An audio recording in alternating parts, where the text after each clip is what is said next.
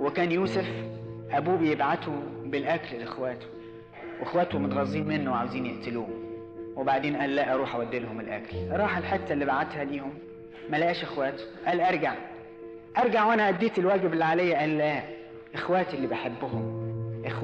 اللي بحبهم لازم اروح لغايه حدهم، لازم اسعى لهم، انا بحبهم، يقتلوك لازم اخدمهم.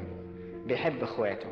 والحقيقه يا احبائي، ان حبيت تكون لك شخصيه قويه وتكون لك شخصيه عظيمه ناجحه، تبنيها على هذا الاساس، انك تفتح قلبك لاتعاب الاخرين.